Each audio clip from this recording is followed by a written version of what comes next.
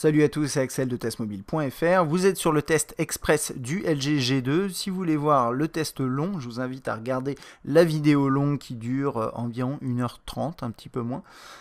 Pour ceux qui n'ont pas le temps, vous êtes au bon endroit. Alors le G2, c'est le dernier flagship de LG. Alors au niveau des specs, le G2, on a Android 4.2.2, un écran 5.2 pouces 1080 par 1920, on a deux versions de mémoire 16 et 32 sur. Je vous conseille de prendre la 32 dans la mesure où vous n'avez pas d'extension micro SD possible. On a 2 Go de RAM, un processeur Qualcomm Snapdragon 800 quad-core 2,26 GHz, 13 mégapixels au niveau de l'appareil photo, système de stabilisation optique et une batterie de 3000 mAh. Dans la boîte du G2, vous trouvez des écouteurs, le bloc secteur, le câble USB micro USB, quelques papiers. Côté design, on a un appareil avec de très fines bordures, un très bel écran avec une forte densité de pixels, des angles de vue qui passent très bien, on n'a pas beaucoup d'altération de la couleur et de la luminosité quand on change l'angle de vue, une lisibilité en extérieur qui est plutôt bonne, donc un bel écran somme toute, et ce qui est bien, c'est les bordures très fines. Côté ergonomie, on peut bien le prendre en main quand même parce que les bordures sont fines et c'est du 5.2 pouces, c'est quand même grand, donc bien sûr avec le pouce ce sera pas forcément facile d'attraper la totalité de l'écran, mais ça c'est quelque chose qui est classique sur tous les terminaux de haut de gamme qu'on trouve aujourd'hui sur le marché, plus de 5 pouces.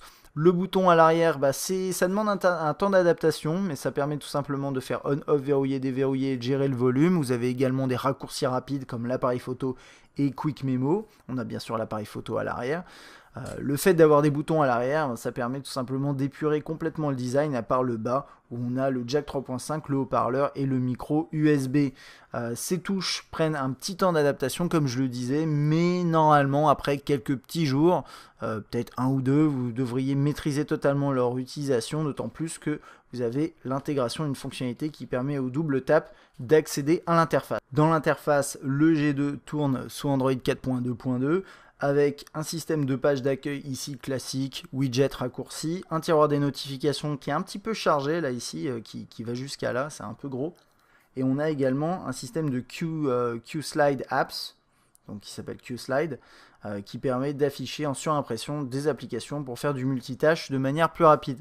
Concernant le multitâche, vous pouvez rester appuyé ici et accéder aux applications de cette façon-là. Bon là c'est une application Q-Slide, mais si je fais ça, voilà, hop, je peux accéder aux différentes applications. Ce qui est sympa aussi, c'est un système à 3 doigts comme ça, qui permet d'en mettre une de côté et de la reprendre très rapidement. C'est plutôt efficace, même si le mouvement n'est pas évident. Dans l'appareil, dans tout ce qui est téléphonie, vous pouvez composer un numéro rapidement, journal des appels, répertoire qui est assez classique Android, pas de grosse intégration sociale là-dedans. C'est à peu près tout, favoris et groupes. Au niveau de la messagerie, on a un affichage de cette façon-là par bulle.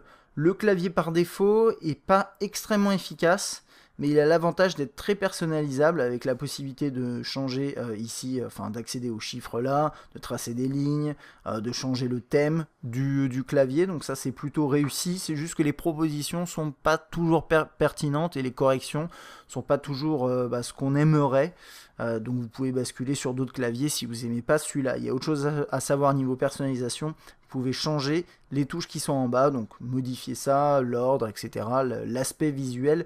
Également, le menu principal affiche toutes les applications et également les widgets ici. Donc quelques widgets exclusifs LG, bien entendu. L'interface du calendrier est plutôt réussie, avec ici un affichage en deux panneaux, avec les événements ici dans le mois et la semaine ou le jour qui défilent en bas. C'est plutôt bien fait et bien sûr c'est synchronisé avec Google Alarme Horloge. On a l'appareil photo, donc 13 mégapixels avec système de stabilisation qu'on retrouve en photo et en vidéo, qui permet d'obtenir des clichés un peu plus nets et également des vidéos qui bougent moins, et ça c'est assez bien. On a différents modes, dont un mode HDR, un mode de rafale, etc., un mode automatique si vous n'avez pas envie de vous prendre la tête. Hop, on peut basculer en vidéo ici avec différents modes également, et on peut filmer en 1080p 60 fps.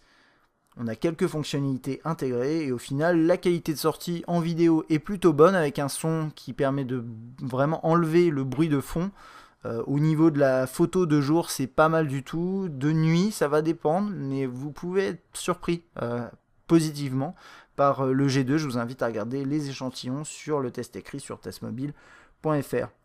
Au niveau de la galerie, c'est une galerie classique chez LG, hein, avec les différents albums. Vous pouvez également accéder à vos fichiers chez Picasa ou dans le cloud. Quand vous ouvrez un fichier, ça va assez, voilà, vous ouvrez un fichier de cette façon-là. Vous pouvez le partager rapidement ici, accéder au DLNA là, accéder à l'appareil photo très rapidement. Vous pouvez l'éditer de différentes façons, de manière assez classique, un rogner, etc., faire la rotation, ce genre de choses. Vous avez également un outil d'édition de vidéos, si vous le voulez. Vous pouvez créer des petits montages, ce genre de choses, avec des thèmes à appliquer. Vous avez un mode carnet et un mode mémo, dont également Quick Memo qui est ici, qui permet très rapidement de prendre une capture d'écran et de dessiner dessus. Avec le mode carnet, c'est un petit peu l'équivalent de ce qu'on a chez Samsung avec S-Memo. Vous pouvez tracer des lignes, écrire du texte, mettre des images, ce genre de choses. La petite particularité également de l'application chez LG, c'est la possibilité de zoomer pour vraiment faire des dessins très très précis. C'est plutôt bien comme fonctionnalité, mais c'est vrai que cette application de carnet est un peu moins bien faite que ce qu'on trouve sur les terminaux notes de chez Samsung, mais c'est aussi qu'on n'a pas le stylet. Au niveau des emails, on a un client universel à l'interface très LG, hein, qui est pas très esthétique, mais qui est fonctionnel, on va dire, qui permet de configurer n'importe quel compte. Et là, vous avez un mode colonne et vous pouvez bien sûr basculer en mode portrait de cette façon-là.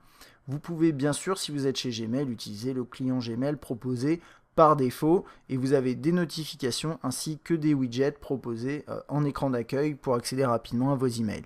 Pour le web, deux possibilités, soit ce navigateur-là qui est proposé par LG, mais qui est en fait le navigateur normalement de base dans Android, en tout cas à l'époque. Maintenant, vous avez Google Chrome qui est synchronisé avec Chrome pour laptop, enfin pour desktop, pardon, et laptop aussi également, qui est un peu plus complet, mais celui-là a la particularité d'avoir une interface qui est bien faite, avec un mode full screen. Il est très fluide, il n'y a pas de souci. Vous avez même un mode qui permet très rapidement de capturer une image de toute la page en défilant très rapidement. Bon, c'est un petit gadget, mais sinon la navigation web est efficace là-dessus, il n'y a pas de souci.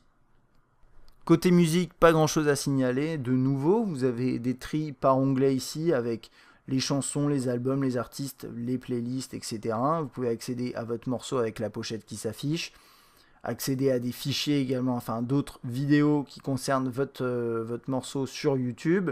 Vous avez un égaliseur qui est plutôt bien fait. Voilà.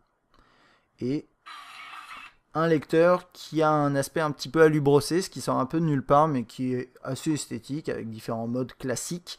Vous avez bien sûr des widgets qui s'affichent ici et sur l'écran de déverrouillage, ainsi que sur l'écran d'accueil quand vous êtes en cours de lecture. La qualité du haut-parleur est plutôt bonne, le volume n'est pas très élevé, mais c'est l'avantage, on va dire, de la qualité qui crache pas, le son ne crache pas, ne sature pas, et c'est plutôt agréable.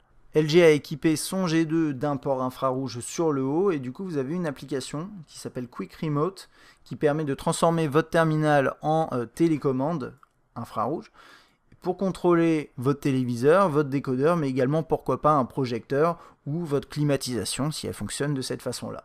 On ne l'a pas vraiment testé, mais dans le principe ça nous semble très intéressant. Côté vidéo, vous pouvez lire pas mal de formats, notamment le DivX, hein, de façon très classique, et puis quand vous êtes dans le lecteur, vous avez des petites fonctions comme ça qui permettent de gérer le volume, la luminosité sur le côté gauche. Vous pouvez zoomer dans une zone de cette façon-là. Voilà, il y a pas mal de petites fonctionnalités intégrées. Vous pouvez zoomer aussi de cette façon ici, comme ça. Et vous avez accès directement au DLNA et bien sûr également au mode Q-Slide qui permet de minimiser votre vidéo pour continuer à faire des choses derrière tout en regardant le fichier que vous étiez en train de regarder. Côté autonomie, le G2 s'en sort plutôt bien avec sa grosse batterie 3000 mAh. On est arrivé à au moins une grosse journée d'autonomie en utilisation plutôt poussée et potentiellement vous pouvez arriver à 2 jours en utilisation plus modérée C'est un terminal qui consomme pas beaucoup tant que vous n'utilisez pas vraiment le processeur à fond et le GPU.